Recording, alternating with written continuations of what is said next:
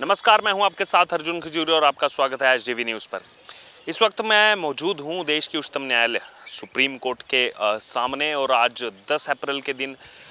पूरे देश को इंतज़ार था मनीष कश्यप मामले का, क्योंकि आज मनीष कश्यप मामले में जो है यहाँ पर सुनवाई होनी थी और लगातार ये उम्मीद की जा रही थी कि क्या आज मनीष कश्यप को यहाँ से राहत मिलेगी सुप्रीम कोर्ट से, जो दरवाज़ा खटखटाया गया था सुप्रीम कोर्ट का। लेकिन इसी बीच आपको बड़ा अपडेट यहाँ से दे दें कि आज जो है इस मामले में सुनवाई हो ही नहीं पाई। यहाँ पर जितने केसेस चल रहे थे, जो केसेस पेंडिंग थे, उन सब के चलते हुए जो है मनीष कश्यप केस की सुनवाई आज जो है वो यहाँ पर लिस्ट में नंबर नहीं लग पाया। और इस बीच आपको बड़ा अपडेट यहाँ से बता दें, अब जो है ज़मानत याचिका का नंबर ना आने के कारण जो सुप्रीम कोर्ट में सुनवाई तो नहीं हो पाई है, लेकिन अब जो मामले की सुनवाई है वो कॉज लिस्ट में जो है सूचीबद्ध होने पर की जाएगी।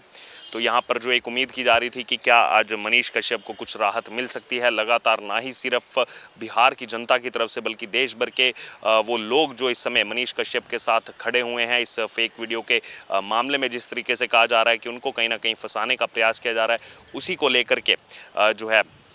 गुहार भी लगाई जा रही थी। यहाँ पर जब इस मामले में पहले जो है जब दलीलें दी जा रही थी, जो मनीष कश्यप की तरफ से वकील पेश हुए उनकी तरफ से कहा गया था कि इसमें जो है एनएसए लगाया गया है, एनएसए जो है नहीं लगना चाहिए था। इसके अलावा जो यहाँ पर सुनवाई हुई जस्टिस डीवाई सीजेआई जो यहाँ पर चीफ जस्टिस ऑफ इंडिया हैं डीवाई चंद्रचूड़, उनको कहा गया मनीष कश्यप के वकील की तरफ से कि इस मामले में जो है रासुका लगी है उन पर और यहाँ पर जो है पुलिस जो है वो उनके पास ना है, पुलिस जो है बलपूर्वक उनको जो है हाथ ना लगाए। और इसी बात को लेकर के जो फिर रिपोर्ट सामने आई, अंदर जो सुनवाई चली कि जस्टिस डीवाई चंद्रचूड़ की तरफ से कहा गया कि बलपूर्वक किसी भी तरीके का कोई उपयोग जो है यहाँ पर नहीं किया जाएगा। लेकिन यहाँ पर सवाल ये उठता है कि आज जो है इस मामले में सुनवाई नहीं हो पाई और वहीं दूसरी तरफ जो लोग मनीष कश्यप के साथ खड़े हैं वो कहीं ना कहीं ये सवाल उठा रहे हैं कि चाहे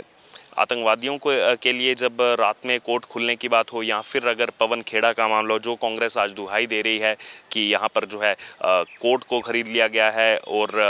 राहुल गांधी के मामले पर घसीटने का प्रयास करिए, वहीं दूसरी तरफ अगर बात की जाए पवन खेड़ा का जो मामला था प्रधानमंत्री नरेंद्र मोदी के पिता को लेकर के, जो यहाँ पर शब्दावली का इस्तेमाल किया गया था, वो जो केस था उसमें जो है किस हिसाब से एकदम फास्ट ट्रैक कोर्ट की तर्ज पर जो है यहाँ पर सुनवाई हुई थी, ज़मानत भी मिल गई थी, सभी केसेस को जो है क्लब भी कर लिया गया था। यही कहीं ना कहीं मांग थी आज मनीष कश्यप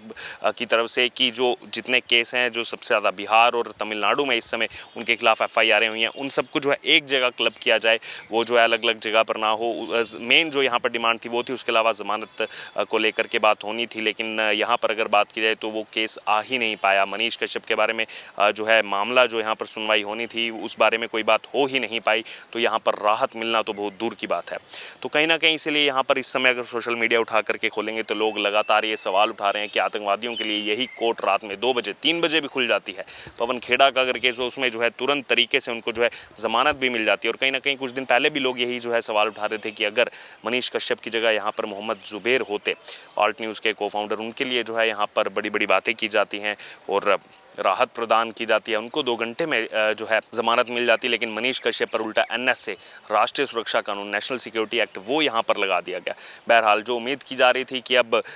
सुप्रीम कोर्ट से जो है कुछ राहत मिल सकती है, वो तो यहाँ पर केस ही नहीं लग पाया, कुछ सुनवाई नहीं हो पाई, तो उसमें ज़्यादा कुछ जो है यहाँ से अपडेट नहीं आ पाया सुप्रीम कोर्ट से आज। लेकिन इसी बीच अगर बात की जाए तो मदुरई कोर्ट से यहाँ पर एक अपडेट सामने आया है, जो ज़मानत याचिका को लेकर के मदुरई कोर्ट में जो सुनवाई होनी थी उसको जो है कल तक के लिए टाल दिया गया, यानी कि अब 11 अप्रैल को इस मामले में सुनवाई होगी मदुरई कोर्ट में, क्योंकि ये मामला जो है सुप्रीम कोर्ट में भी पहुंचा हुआ है, इसीलिए जो है उस पर आज ज़्यादा वहां पर सुनवाई हो नहीं पाई, एक दिन के लिए जो है रोक दिया गया। तो वहां से जो उम्मीद की जा रही थी कि क्या मनीष कश्यप को कुछ राहत मिलेगी, उसमें भी अब एक और दिन का इंतजार जो है मनीष कश्यप को करना पड़ेगा। इसी बीच आपको बता दें कि जो जुडिशियल कस्टडी थी, न्यायिक हिरासत जो है मनीष कश्यप की, वो 19 अप्रैल तक जो है कहीं ना कहीं बढ़ाई गई है। लेकिन इस मामले में जिस हिसाब से राजनीति हो रही है, लगातार सवाल ये उठाए जा रहे हैं कि मनीष कश्यप को ही क्यों इस न्यूज़ को लेकर के मोहरा बनाया जा रहा है। वही न्यूज़ है जिसको लेकर के बिहार के कई बड़े बड़े नेता जो है इसको लेकर के बयान दे चुके हैं। ना ही सिर्फ बिहार के बड़े नेता बल्कि कई बड़े बड़े जो है प्रिंट मीडिया पर भी ये खबर छप चुकी थी।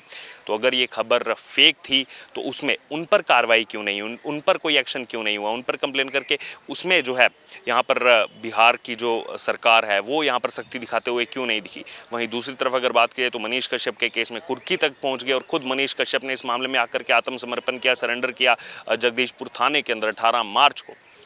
और कहीं ना कहीं जो कहा जा रहा है लोगों की तरफ से, हमारी टीम खुद जो है, मैं खुद बिहार गया था, पटना गया था, ये सभी जो वहाँ पर प्रकरण चल रहे हैं, जो युवा बच्चे बूढ़े जो है मनीष कश्यप के समर्थन में आए हुए, वहाँ उनसे जो है जानने गए थे हम कि आखिरकार क्यों वो मनीष कश्यप के साथ हैं। और इसको लेकर के जो उन्होंने बताया था कि बहुत सारी ऐसी समस्याएं हैं बिहार की जो लगातार मनीष कश्यप उठाने का काम करते थे, और कहीं ना कहीं अब जो बिहार की सरकार है वो जानबूझ करके मनीष कश्यप पर हर तरह का हथगंडा यहाँ पर अपना रही है, इसीलिए जो है उसकी आवाज़ को दबाने का काम किया जा रहा है। क्योंकि कहीं ना कहीं चाहे बिहार की शिक्षा व्यवस्था हो या फिर तमाम ऐसे बिहार के मुद्दे हों, वो उठाने का काम कहीं ना कहीं मनीष कश्यप करते थे। और आज राज्य सरकार जो है बिहार की आरजेडी जेडीयू गठबंधन की जो सरकार है वो हाथ धोकर पीछे पड़ी हुई है। और इसमें सबसे बड़ा नाम अगर किसी का सामने जो लोग खुलेआम ले रहे हैं वो ले रहे हैं बिहार के उप मुख्यमंत्री तेजस्वी यादव का, कि वो जो है ये सब कुछ करवा रहे हैं। और रासुका लगा देना, रासुका लगने के बाद भी कई सारे कमेंट सामने आए, बड़े जर्नलिस्ट से लेकर के तमाम जो और लोग हैं वो यहाँ पर सवाल उठा रहे हैं कि एनएसए तो ऐसे लोगों पर लगता है जिनसे कहीं ना कहीं देश को खतरा हो।